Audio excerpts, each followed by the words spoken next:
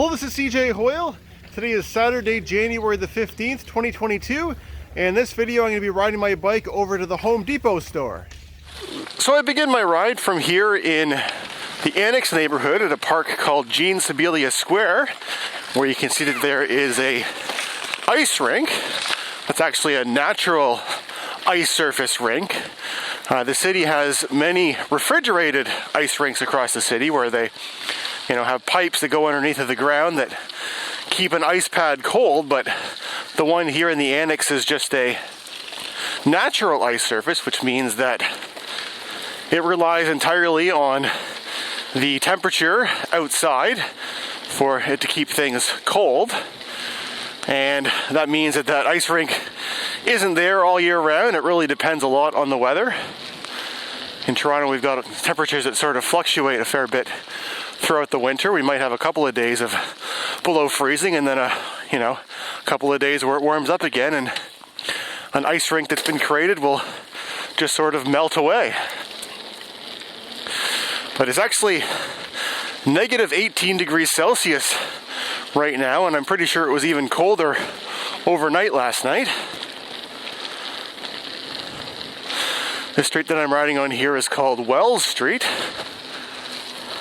I'm heading in the west direction.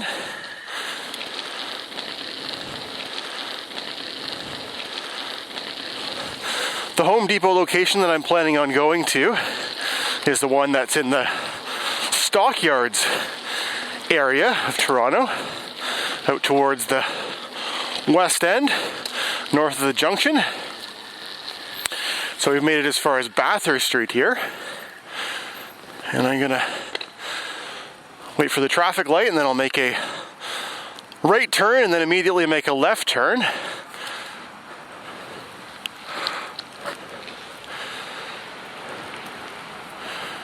I guess I'm technically allowed to probably turn right on red here. I'm never really sure exactly how that works, but yeah, so I'll make a left turn right here onto Olive Avenue, which is just another residential street, which unfortunately does not quite line up perfectly with Wells Street where I was. That's sort of a common tale in Toronto. Lots of minor streets don't line up like that. And this neighborhood that I'm riding through here is called Seton Village. And the route that I'm going to take to get to the Stockyards will consist of a lot of small neighborhood streets like this, at least for the first half, or probably a little bit more than half. Just going to head north here on Palmerston Avenue. And then we'll head over on a street called Yarmouth.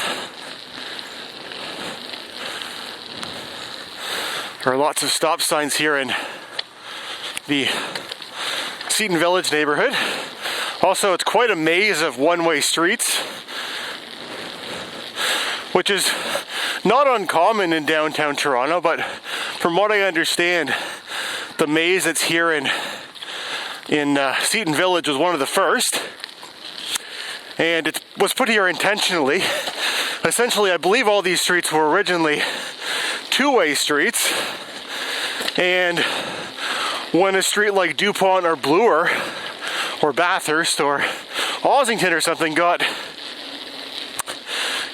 backed up or congested or something during rush hour, apparently cars would take shortcuts through these little neighborhood streets and driving quickly and making the neighborhood not as safe. So the local residents were in favor of a plan to make it so that if you want to go through Seton Village, it's sort of like a maze. So they changed the two-ways into one-ways, but the directions of the one-ways reversed quite frequently.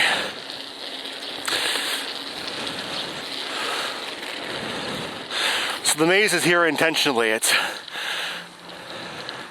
sort of designed so that unless you spend a fair bit of time in this neighborhood and sort of know the streets and which directions they go, you're not really able to cut through here or if you try, you'll end up with all kinds of, you know, do not enter signs and whatnot.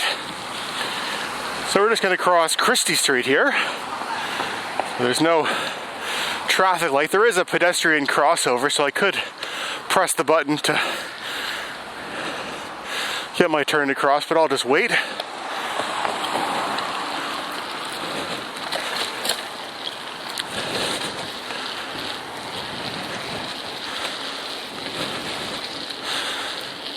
So I think we're no longer in Seton Village anymore. I think this neighborhood is sort of... Actually, before I mention that, just on the left, notice this big, giant white elephant. That's been a fixture of Yarmouth for quite a long time.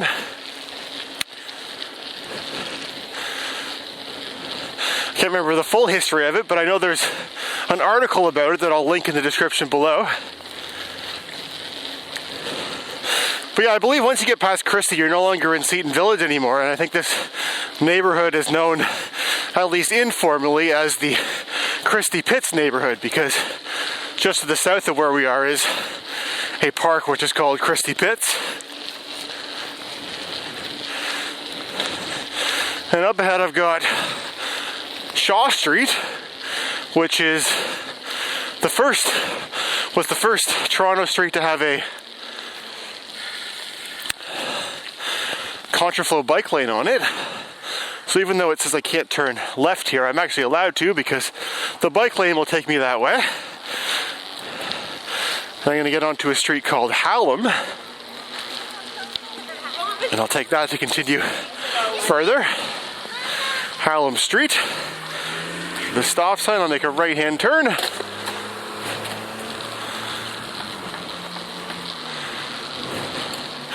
Once again, we're heading in the west direction.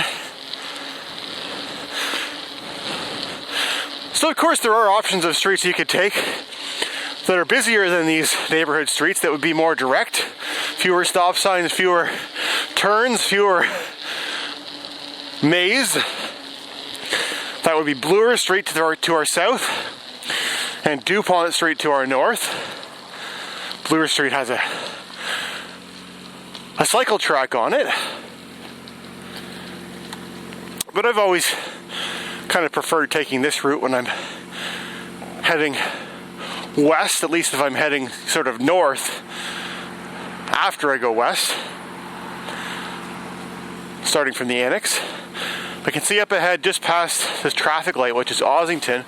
On the right hand side on the corner there's a person wearing some kind of a pink costume, and they've got a hula hoop around their waist.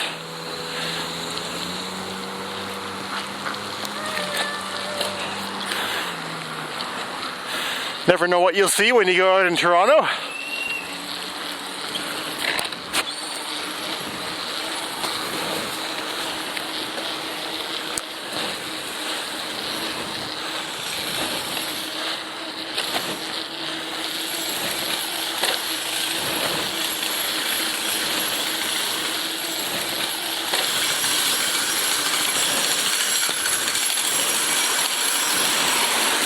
So Hallam is sort of a mixture of residential with a little bit of commercial industrial.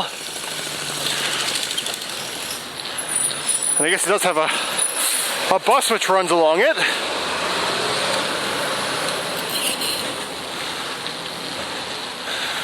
And this street here is Dovercourt Road that we're going to cross when we get our turn.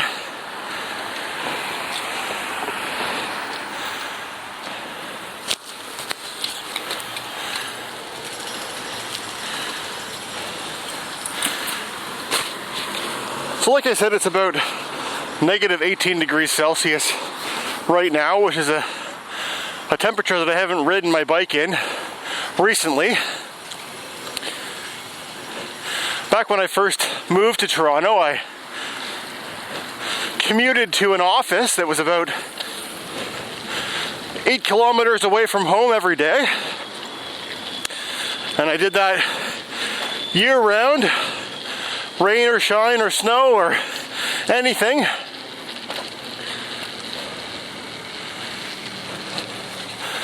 But a number of years ago now, my job transitioned to being home-based, working from a home office.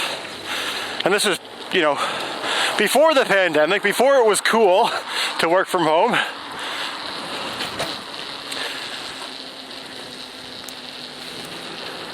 So back in the day, I was used to riding in, you know, whatever weather conditions there were.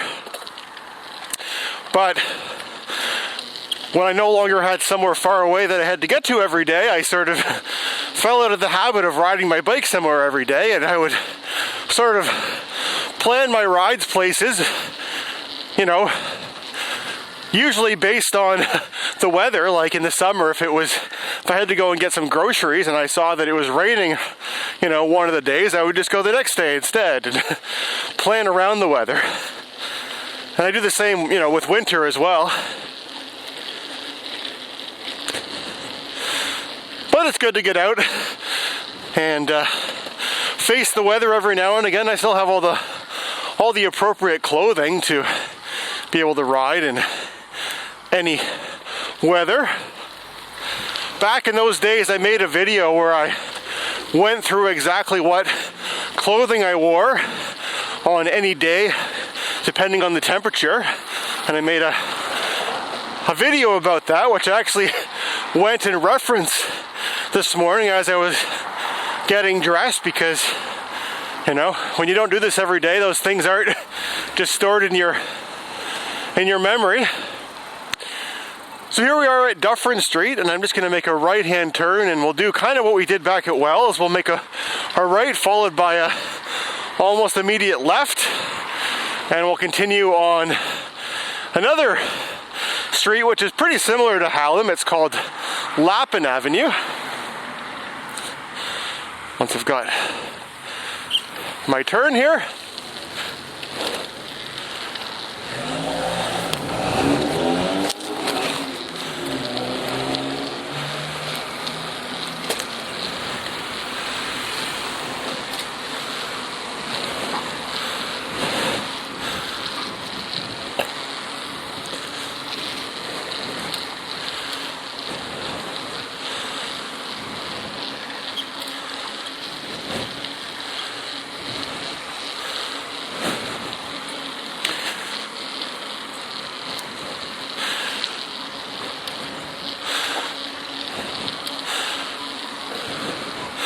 so yeah, I'm just heading over to the Home Depot store.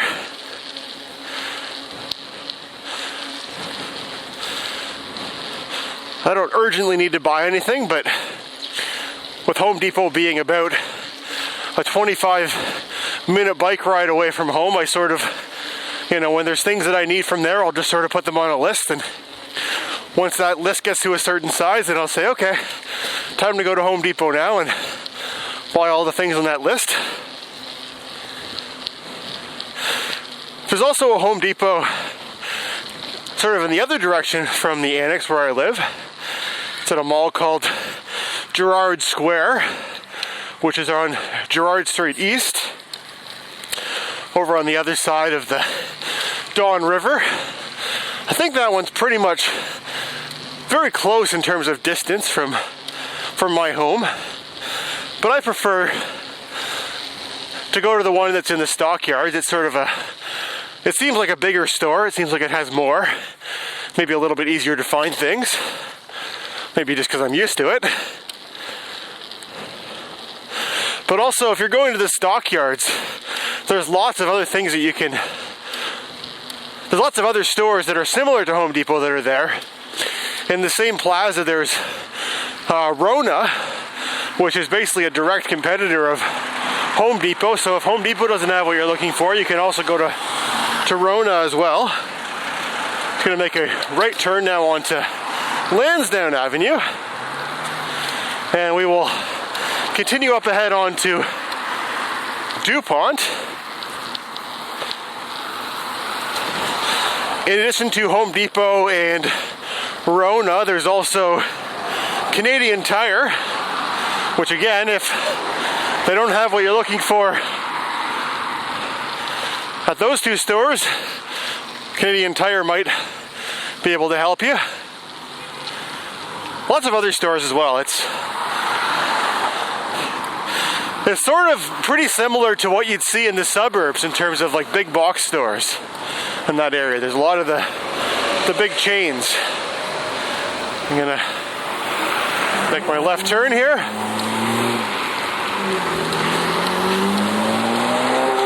And from here, just up ahead, Dupont gets its bike lane, which I'll be able to ride on. Up to this point in the video, I think everything that I've ridden has been sort of new in terms of making my bike riding videos, but I did make a video, I think it was 2 years ago in 2019, where I rode all the way along Dupont. I did also ride along Lansdowne last year, so I guess that part's a repeat as well.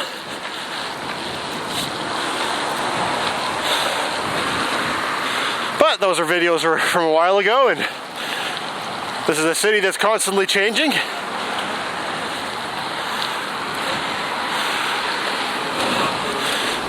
Last week I made a video where I rode my bike over to the grocery store.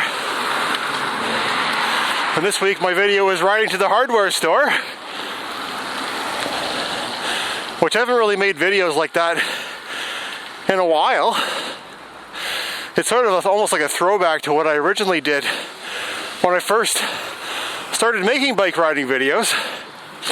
All of my earliest bike rides were back and forth to work on my regular commute, that one that I was describing earlier. And it was really just the same route every month, and I just filmed it to show that, hey, you can ride any month of the year. But I thought it might be nice to sort of make some videos that are a little bit more in that style, just, you know, not exactly a tour in the sense of providing a history about, you know, where I'm riding, just more of a come for a bike ride with me and we'll go shopping.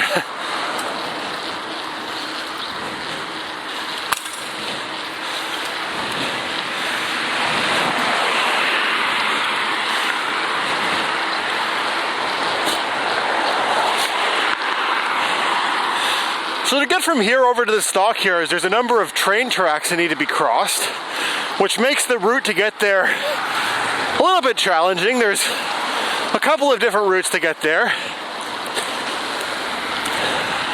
Probably the safest or most bike-friendly route is one that's not very direct, which I'm sure I'll show in a video at some point, but in this one I'm just going to take the most direct route there, or at least one of the most direct routes to get there, which goes through the Junction neighborhood. So here we go underneath of one of those sets of railway tracks, and that bridge actually also carries the West Toronto rail path.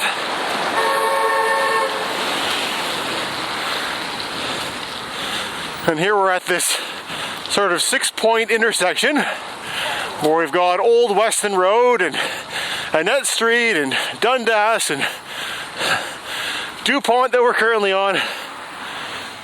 We're going to continue heading straight. So this road that we're on, Dupont, is going to change names and become Dundas Street West, which will take us into the Junction neighborhood.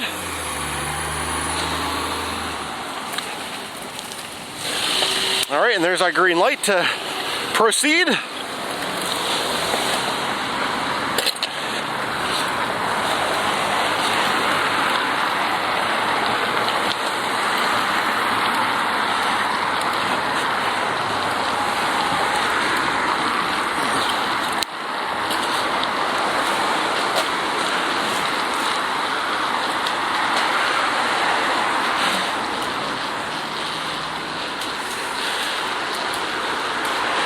So you can see lots of 2- and 3-story commercial buildings along here, sort of an old historic downtown for this neighborhood.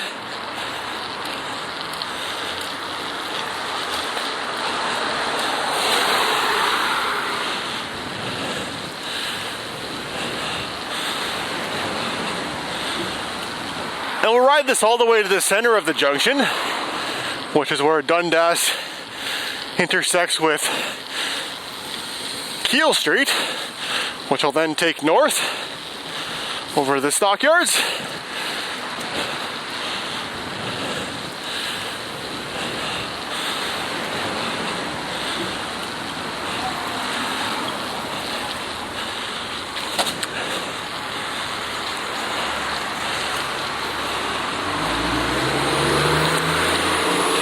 And here's Keele Street. Although we've got a TTC bus stopping at the corner before I'm able to turn right.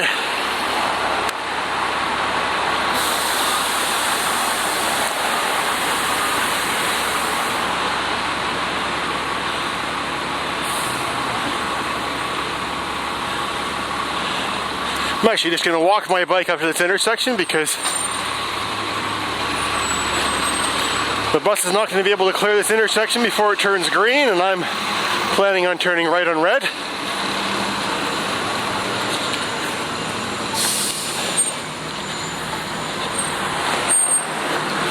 Alright, back on my bike I get. Oh, got more TTC buses coming.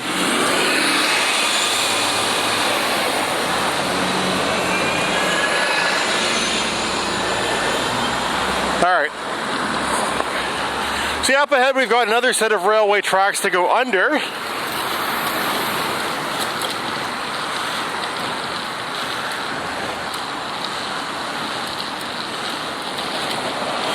These are the Canadian Pacific Railway tracks, the CP rail.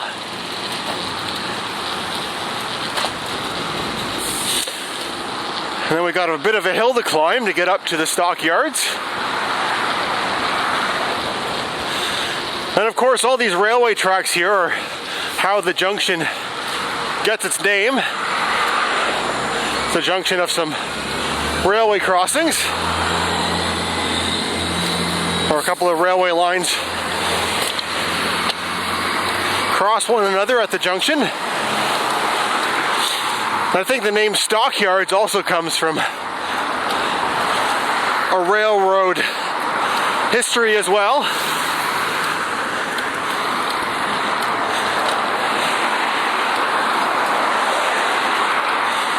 So here we make our way up the hill. And over there on the left you can see the Staples store, one of the first big box stores that comes into view here.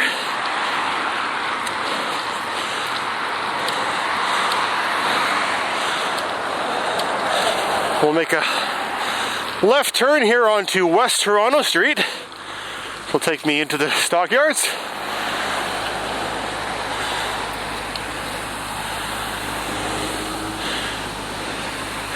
Even though I'm dressed for it, it's definitely different riding when it's this cold. There's things like my sunglasses fogging up that just don't happen on warmer days, or at least they're easier to manage. Alright, I got a green arrow to make a left turn. Here we go. So if I was to continue straight ahead on here, that would take me to the Rona store. But Home Depot is my destination, so I'm going to make a right turn into this parking lot up ahead on the right.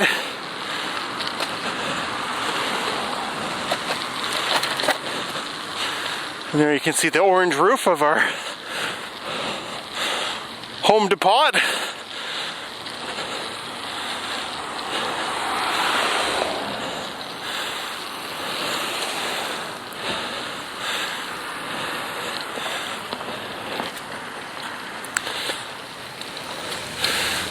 And this Home Depot does have a bike rack where I'll be able to lock up my bike, so I'll just head over there. But anyway, I hope you enjoyed joining me on this very cold bike ride to the Home Depot hardware store. If you watched all the way to the end of this video, I'd love to hear your thoughts in the comment section below. And thanks for watching.